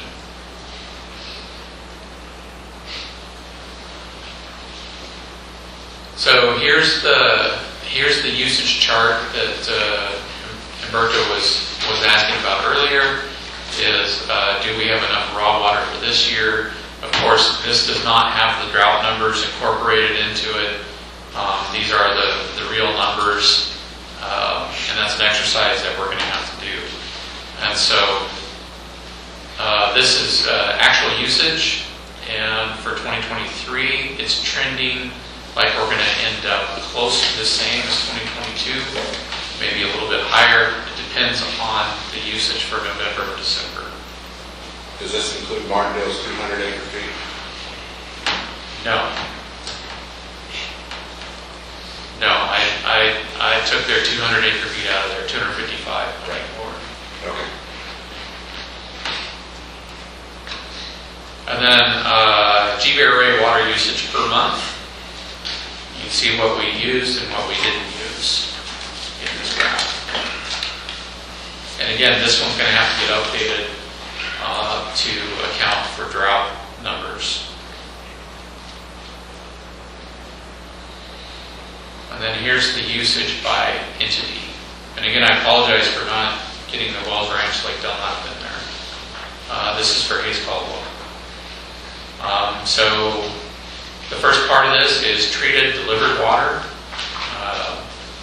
And then as you go down further into this table, you can see that they have the percentage take of each month for each entity. And then that percentage is applied to the raw water when you go to the next page. There's a table here that would have how much raw water each utility took for each month. And then also the year to date down below in the total. Mr. Chair, I have a question. I have a question. What date is this? October what? This goes through October 31st. So it's January through October. Is there any way, I've asked this in the past, and Mr. Chairman asked that you ask this and we get this accomplished, that for these meetings we have information as of today, and I know the staff said they could do it, and I've requested that in the past. The response again was they were too busy. So I'm asking you, Chair, that we have, with regards to Hayes Caldwell, the situation where we have information to date with regards to where we're at and the date, so that way, and I believe you also asked some type of trend line, so we start understanding with the last 2 months where we're going to be with regards to potential overages. And I think it helps all of us as a group understand where that number is going to be at, and there's no surprises that we have. I just think it's a good exercise. Yeah, this is only 7 days old, or 8 days old. When we discussed last time, we were almost a month behind because we moved the meeting. I don't know. I see your point, but I don't know how much more 7 days of usage would really impact any decision or comment I would make. But he is right about the information I requested. And for that purpose, but yeah. I'm happy to get it in more timely than we used to. Well, part of that too is moving the meeting past the month. But it won't always be like that, right? Because there's sometimes where this will be on the first Wednesday, where we're lucky this is the second Wednesday. Oh, yeah. So if I remember right, it's going to be a little bit trickier. But it's going to be better data. Like what you want, it's going to be only a couple days old rather than the second. Both are valid comments, Justin's and yours, but I just want to make sure when we sit down, we know what that number is. That way, I'm assuming we resolve it this first, until 2024 gets resolved. I do not know, but I think it is an exercise that basically just has us all understand. We're going to cooperate and collaborate. We need to understand what that number is. Yeah, I think what I'd have to do is probably do some sort of a trend line on a daily basis for the number of days that are not reported, for that month. So, I mean, that's definitely achievable. It would take me a little bit of time to get something like that together. Adam, don't you kind of already have that anyway with the bar graph where you projected the cost of usage? That's the total usage, yeah. For each entity, though, I would have to put it together for each entity. Yeah. Any other comments for Adam on water resources? The only one I have is, we've discussed the charts and graphs before. I will, I tell you, I'll update that and I'll send it out to you all. Okay. I apologize again for not getting that in there. All right. Palm mobile unit, Hank Caldwell Water Treatment Plant, palm mobile unit. Oh wait, where are we at? The water treatment plant improvements project, number 6. Oh, number 6, I'm sorry. Staff and Ardura. Would you mind coming up? I gotta start checking them off, Jeff.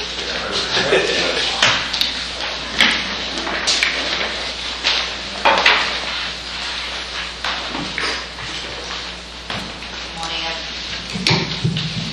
everyone. Just a really quick update on the Hayes Caldwell water treatment plant improvements. So this is the project, everything outside the Henry building. We have received all approvals from the city of San Marcos as well as Caldwell County. We have passed all those permits to TWB for them to finish up the environmental condition verbiage, which we literally included in the bid document before we can advertise. So my latest email from Kristen Miller, who's our environmental review, was TWB this morning, and she said she's going to send me that verbiage today. So the next item on the slides is the proposed bidding schedule. We talked about we're going to phase the project to advertise the new water storage tank first, and then advertise the remaining components at a later date. So these proposed date I presented to Kenyon Regional, and I wanted to bring this up over here, make sure everybody's on board and agree with that, and no further questions before we take this, because we have to include some of these dates in our final bid document. So I'd like to get everybody's agreement on that. I think the schedule is correct. I mean, do you have to get approval from Canyon Regional with regards to went out for bid, or you just pretty much do it? No, there's no requirement to have pre-approval before we go out to bid. Requirement to approve the contract when it's ready to go. Okay, so we will take in those dates and put them in the final bid document. So we're targeting to get the final bid document before Thanksgiving, and I'm not sure if there's any internal signature we need to get from Kenyon Regional. I think it would be prudent for Kenyon Regional to read through the bid documents and make sure that they put their eyes on it, and staff Okay. concurs with the way the bid documents are drafted. I think that's just good oversight. Okay, that's fine. We will get that submitted, the plans and specifications, and then the following days goes just to the date for the advertisement. And I think based on previous discussion, Adam, you're going to help with using Seedcast, so that's still the direction. It's just a package. Okay, all right. I think that's basic it, and then I put the pre-bid meeting site visit, and just to make sure as we're getting close, we coordinate with the plant to make sure the staff are over there for the site visit. Any comments or questions for you, Ed? Can we go back to the slide? I do want to talk about the bid opening. Is that date okay? That's before Christmas. Want to make sure that people here in the middle. It's okay with us, I'll be here because we need this thing happen. It's been 6 years and $22 million later, so let's do something. All right. You don't anticipate the holidays keeping people from bidding on the project, right? That doesn't But it's not like, I mean, since this first phase is just a tank, Yeah. my conversation with the tank supply, they're okay. They Okay. actually like to get this, instead of for them to work through the holiday, they would like to get this done before the holiday. Okay, all right, let's go to the next slide. Actually, I have one more question, I'm sorry. Sure. We had an issue with the other project where the tanks were done under separate contract and the electricians and that. This is going to be one contract, and then the bidders on the tank, are they going to sub out the other work? Correct. Great, thank you. Yeah. Okay, all right, let's move to next slide. A quick update on the grant application. So we got all the signature yesterday, and so Courtney is getting everything submitted this week.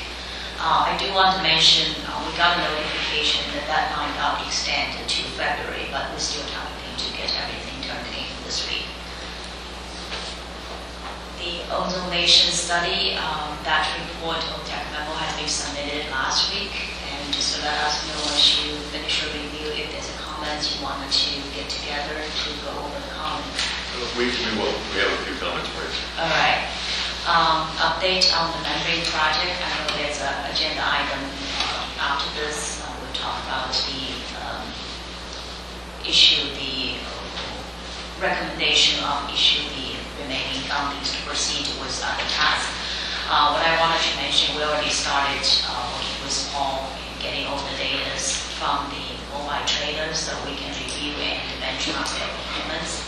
And the next step will be develop the pilot protocol and get to the TCQ at the same time. We wanted to start the pilot testing. Use that data for the design purpose. Any questions?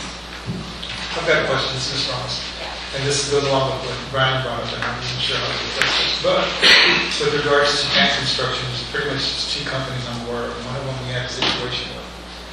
So maybe it's more of a legal question, whether we feel comfortable entering into a construction agreement with the previous, I do not know. I think what would help also is if our chair of this committee, or the board manager, be part of that process to just watch it, make sure that we're covering our bases. 'Cause I don't want to be in a situation where it's all based on bids too, right? We just get one. Yeah, so I don't know if there's mention. Can I offer some Yes. input? So the process we have in the bid document is competitive sealed proposal process. So in addition to the cost criteria, we also have qualification criteria, which including past experience working with Kenya Regional, past performance, and those type of things. So each criteria has been assigned with different weight, and we're going to assign score, and based on the total weight, the score is selected who is the contractor to award. So I think that process can address your comments. And I'll give you a general comment that I think probably helps at the end of the day, but as far as I'm aware, in that settlement agreement from that prior experience, there was nothing precluding them from bidding. I mean, that helps too, right? Because you don't want to exclude. Yeah. You want to include, but vice versa. And I advocate again that we have our chair be part of this process and just kind of monitor the whatever. Because again, it impacts Hayes Caldwell, and we learn from past experiences. Probably need to look at the procurement policy to see how it expects bids to be handled. It may require some kind of quasi-committee to review the bids. I know that was a concern with the policy committee. I haven't been attending the policy committee in quite some time, but when I was, some of the concern was the oversight, allowing the firm to just say this is the way to go, making sure that staff and maybe some level of other board participation.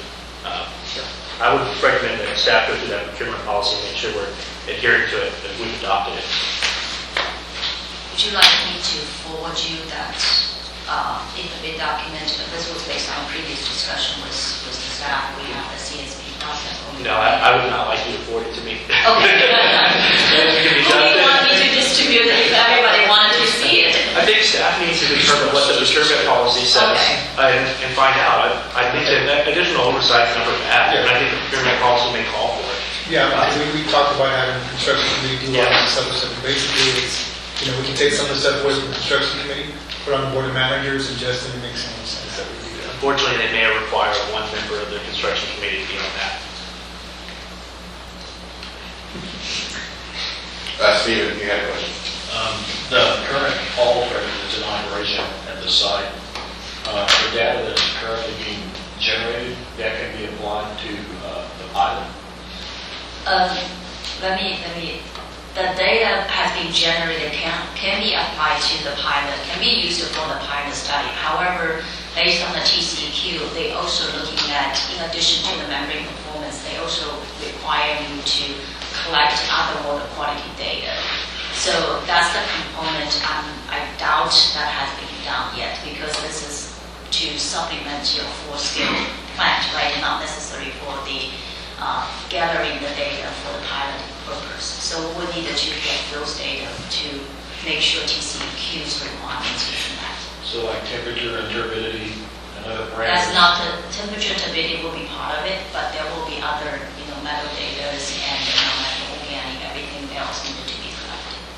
Thank you. Yeah, we will get all the data we can get from Paul and see what we can use and then identify the gaps, so in that way we can make that process, instead of going through 60-day, not after 60-day, we can make that perhaps optimized shorter. And Julie, I assume you're aware, and you'll probably evaluated this, but there was a pilot, if I remember correctly, Paul did a pilot here at Lake Dunlap as well, with obviously similar water quality. I don't know if that's useful for y'all. We are aware of that.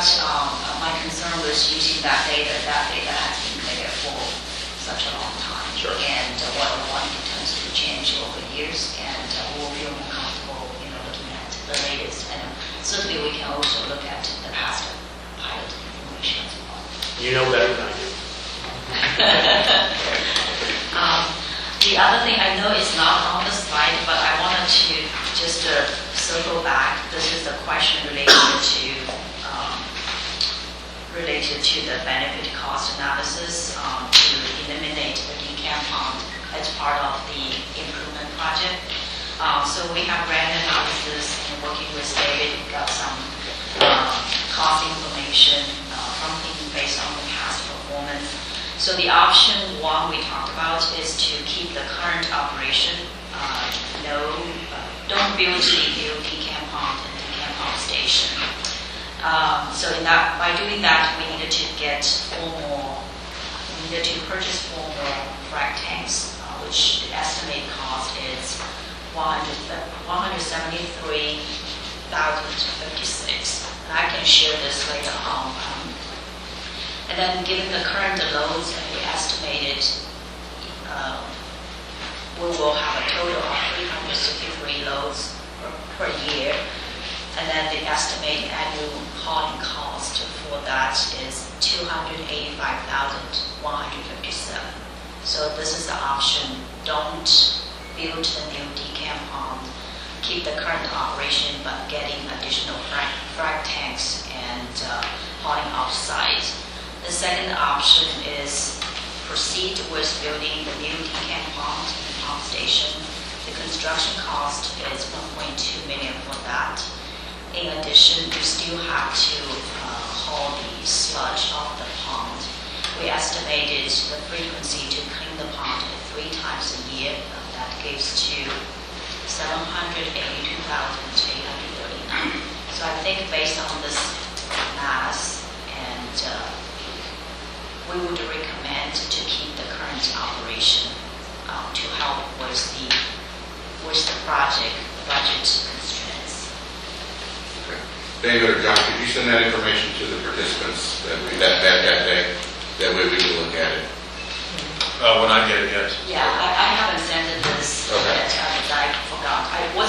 First I wasn't sure if this is the time to talk about Right, this. right. Yeah. Sooner rather than later. I'm glad that you brought it up, even though I didn't have it, because those are important numbers. Yeah, but it's actually here on I can see, it says better engineering. It's perfect time. I thought that's something else, but No, it is on the agenda and it's timely, thank you.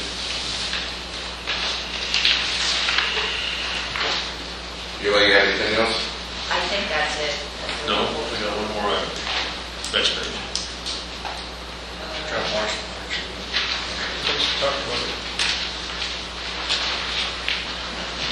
Funding gap. I think she covered it in her presentation. She talked about grants. Did you talk about what we just signed yesterday? Yes. Okay, let's move on to membrane improvements reimbursement resolution. This was a reimbursement resolution that Brandon spoke of at the beginning of the meeting about 2 hours ago, that the construction committee recommends for approval to the board of trustees. John or Adam, are you taking this?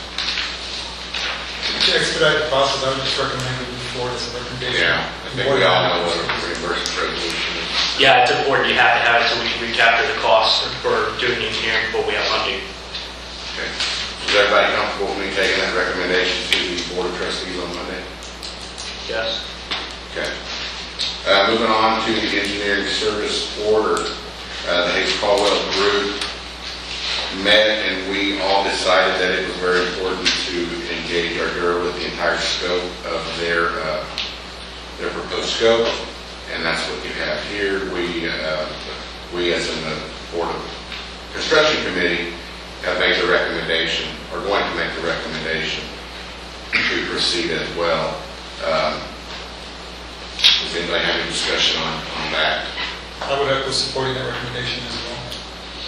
I will also mention that Umberto brought up at the construction committee, something important for everyone to understand is, that money comes out of general funds at first, and it's reimbursed when it's funded, and I committed to explaining that to the full board, and I will do that at the board of trustees. Okay. Anyone else have any issues with me expressing that recommendation from this group? Yeah, Justin, I have a question. When the results came out, who was on top of that? Who was the first choice? Was it Ardura? Yeah, so there was a committee that chose Ardura. They proposed a scope.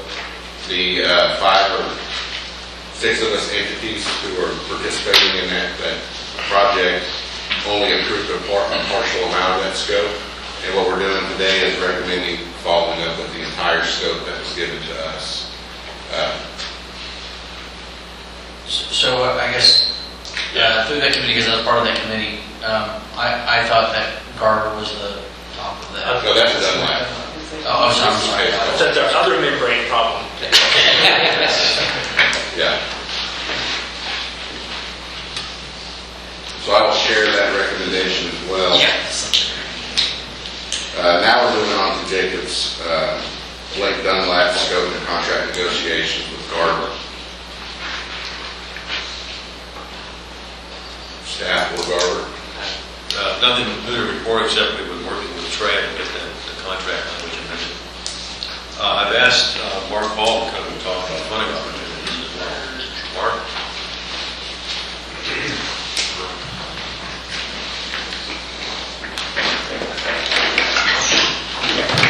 Generally speaking, I want to recommend to you that you consider focusing on the Water Development Board funding. As you know, as we heard earlier, that the legislature, we just passed $1 billion for funding, which is going to go into the water development boards. It's going to give you more opportunities. So you have a lot of experience with the Water Development Board, and I think you're going to have opportunities to do more. So would like to recommend to you that you monitor this any new program that they're developing and stay right on and get on the list. That's the main thing with the funding for this type of project. Cannot tell you if they're going to prioritize this project or not, because they haven't developed the program yet. But they do have other programs. So I brought a list of interest rates. I can leave it with you, or we can pass it out. Just leave it with me and I'll get it to you. Several copies. Mark, with regards to the recent developments of the election and the passage and $1 billion, when do you think this will be up and running? Because I have been speaking with the Water Development Board for the past 6 months. This is going to come through, it's going to take a little. I know they've been gearing up with staff, they're hiring staff to try to do this. When do you think it's going to take 6 months before they design the program? And how long will it probably take them to do so? I think it's going to take at least 6 months, but let me qualify a little bit. They have made recent changes in staffing. They moved your representative, the one, I don't know if you know him by name, Dane Larson, you'll work with him. They moved him and made him a assistant director. So I need to find out who the new person's going to be to coordinate. So that right there, those things right there are going to slow it down a little bit. But let me also say that recently, the Water Development Board has implemented some programs lightning fast, faster than I've ever seen anything. And you did, y'all participated in one, which was the emergency contaminant. Which y'all are, y'all are ranked 11 out of 17 applicants on that. And I have some thoughts about how you may be able to increase your ranking if you want to do that. We can talk about that too. So I think that's just a monitoring deal. I wouldn't plan on it. My question here in the discussion earlier was just when if you do have funding gaps, or when do you need the money, and factor that into your process. Competitive seal bids here in this last project, factor in also a December opening, factor in closing time to take in funding application to the board, time to prepare the application, take it to the board, close on it. And you do have the ability to hold bids and things like that to help extend and give you some time to time your funding. My recommendation is to factor the funding in your project schedule, which I believe Parker is probably doing. And that's all the comments I had. Unless you have any questions. Appreciate it. Let's move to water transmission improvement projects. TxDOT, CRWA, I-10 Santa Clara, and Zool transmission line location project update, staff and utility engineering group. I've asked David to comment on this. Come on, David. All right, David Knifer with the Utility Engineering Group. And so for under item 7A, the TxDOT IH-10 project, Brandon provided a pretty good summary at the beginning of this meeting on items 1 and 2, the change order number 2 proposed for the project, and supplemental agreement number 1. I'd be happy to answer any questions if there are, and if y'all want any more additional information on that, I'd be happy to answer those questions. This is a recommendation that the construction committee is going to take to the full board on Monday. It is fully reimbursable. Okay, does the board of managers want to second that recommendation? Is there anybody against me making that recommendation? Thank you. I just didn't want to make the recommendation, as I'm the one already making a construction committee recommendation. So. And that's all I think we're looking for here today is just, I guess, consensus for the construction committee's recommendation last week. For item 7B, the TxDOT FM1518 project, the only update I have on this is we've held our project pre-construction meetings with TxDOT. We're working with the contractor right now to identify a date to begin mobilization so we can set our notice to proceed. In the meantime, we've been reviewing contractor submittals and have provided those back to the contractor. So that project should be moving towards construction here, hopefully later this month. Okay. Is this one needing a recommendation as well? No action needed on this side, I can certainly. Okay. TxDOT, CRWA 1518 transmission line project update and estimated costs. That was that project update, I'm sorry. Oh, I'm sorry. Yeah. Item 7C, the asset management GIS update. Okay. As Brandon also mentioned earlier in his opening comments, originally this phase 4 of the GIS project, we had set it up to where Canyon Regional was going to purchase, and they had purchased a handheld GPS unit, and they were going to utilize staff time to pick up all of the asset information that we need for the Mid-Cities transmission main verification portion of the project. As Brandon mentioned, that Canyon Regional has moved that staff to other projects here at Canyon Regional, and so I worked with John and staff to prepare a service order for us and our sub-consultant, Collier's Engineering Design, to to do that work under our contract and perform that work. So that's what this service order item is. For y'all's And that's in consideration. addition to the one that we already have for the GIS?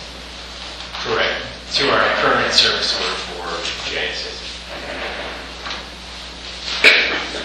Yeah, this was also a recommendation from the construction committee, and I just remind you all that a lack of recommendation from the board of managers doesn't derail anything. It only, if there's a recommendation, it just strengthens our recommendation. So if you're at a point where you're looking at some of this stuff and you've asked questions and you still don't really have enough information, it's okay to say no. You aren't going to hurt my feelings. Some of this is just having an additional review. If you feel like you haven't been able to do enough for that review, then don't vote it for it. It's still going to go to the board of trustees because that's what I've been told to do. Just to kind of clarify the process just a little bit in case any of you may be apprehensive at times. Any problems with me seconding the construction committee's recommendation in this point? No, it needs to get done. Yes, sir. CRWA design standards and specs, staff and UEG.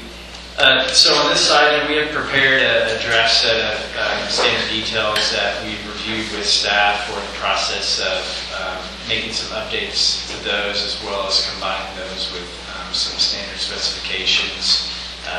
Looking forward to getting the updated draft to staff this month. What was used in the past, like saws or something like that, a version of several? Yep, several. Originally, when we started this process, we went back through all of our old as-built that we had compiled with the GIS project and kind of pulled out all the variations and details that had been used in the past. And so that's kind of what we used as somewhat of a starting point. But it was really a hodgepodge variation of different standards and details. Chair, can I ask a question? Sure. Back on the last item, did we already purchase a Trimble or a GIS? We did. Yeah, and so Jake, to answer your question, I think what you're alluding to, we're going to use that item, and that's factored into our service order. So we're going to use that equipment, and we're going to come up with a method of either checking it out here or using it for a period of time, returning it. So yes, we're going to use that equipment in our process. Good deal. On E, Hayes Call transmission line alternative analysis. This is a work in progress. We've come up with several different alternative routes in terms of costing for the pipeline, engineering services, and cost of easements. It's not completed yet, but it is far along and should be completed probably in the next week or two. David, would you add anything to that? The only thing is I'm meeting with the pump people tomorrow morning so we can come up with the numbers for the pumps, what we're going to do on them next plant. Okay. I'll say that I met with Brandon and Dave yesterday to discuss some of these alternatives and what our preference was. I think it was going to go to the other groups soon too. And then we should get together once all this is compiled. So that's important that we do.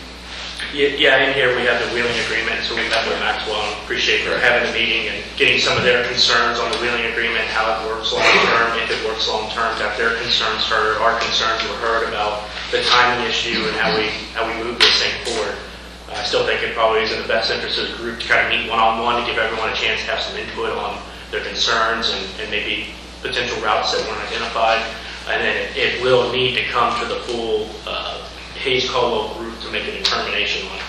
And that's how we hope that process will go out. And then we'll follow the normal process in the construction committee. Y'all will get to hear about it here at the board of managers and then to the full board. Any questions or comments on that? Okay. Water development projects, Alliance Regional Water Authority project update. I don't know that Alliance has got anything reported in my copy with me. I do know that they've been invited to make a presentation to the Board of Trustees about where they're at. I can talk to Graham Moore, he's prepared a presentation on that. And he has a couple of other agenda items that he would like us to take up.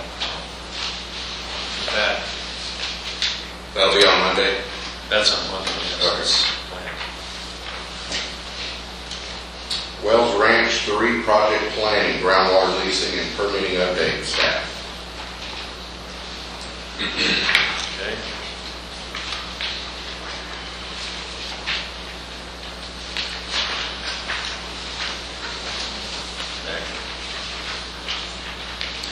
On the leasing, we have preliminary hearing that's going on right now, starting at 10 o'clock today in Gonzales County on our application for our 128 feet. That purpose of that hearing is to determine the standing of a couple of objectors to the case who requested a contested case hearing on our application. I don't know the status of that yet. It is ongoing. Our counsel prepared a brief making a claim that they don't have standing. We'll see where that goes. Regarding Guadalupe County, we've got tentative meeting set up with a large landowner to possibly lease some property from them. And that meeting hasn't been set yet. So that's a current status on it. That could be about 500 acre feet. So. You have last week I asked, you had 5,000 leased, and we're looking for 13 total? About 12. Well, so the 900 you're in permitting right now, that's not for Wells Ranch 3, correct? That was The 920 is for Wells Ranch 3. Yeah, okay. We have received, on the next item, we received an exceptional engineering design from Troy Hydro. We're in the process of reviewing that information, and we don't have anything to report yet as far as the time. Okay, draft water supply treatment contract update. Again, that's in the hands of bond counsel, making a lot of progress, I'm told. We'll be getting them shortly to talk about what amendments are going to be recommended. So, When do you think the group can get together to review that? I don't know, we'll try to get something scheduled in the next week or two if we can, before the holidays will be best. Yeah, I think that first part of December may be best for me anyway, time-wise. We've already done number 9, A and B. Item 10 is items for next board managers meeting, or trustees meeting. I think I'd like to make sure that we have an update for what GVRA's requirements for the reduction in stage 3. And if there's any leeway, I guess my biggest concern is that you're taking data from 2 years ago and everyone's increased their water by a significant amount. I don't think this is achievable by what they're asking, and so we need to find out what the options are. That's concerning. I don't know if we're going to have a meeting, but this might be the last meeting of the year, if I'm remembering right. So Adam, if you can clarify that and send it out to the manager. Yeah, we can definitely do that. Yeah, historically, the managers have made a decision on whether to hold a December meeting or not. Always, ended up being at the end of the month. And so, well, I guess it's kind of different now. So we would have this at the beginning of December. I think I would make the suggestion that we hold the meeting if the Board of Trustees plans on holding a December trustee meeting. If they don't, I think we would cancel the meeting. Second that. Since we're seconding things. Yeah. I'm sorry, would you repeat what you were? The Board of Trustees historically doesn't hold a December meeting unless there's something, major going on that they need to hold a meeting for. And so it may not be a reason to hold a Board of Managers meeting a week before the Board of Trustee meeting that doesn't exist. That's good to me. Yes.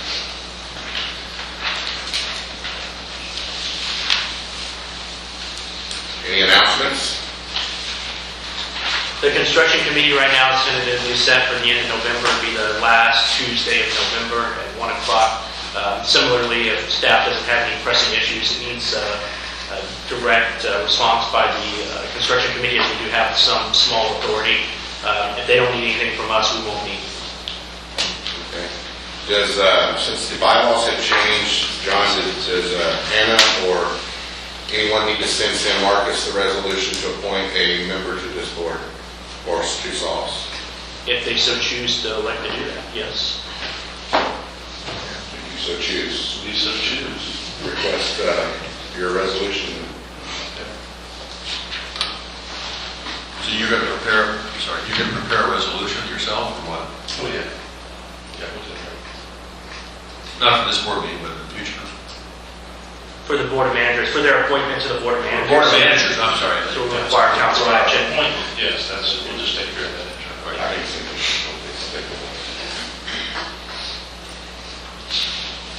Adjourned.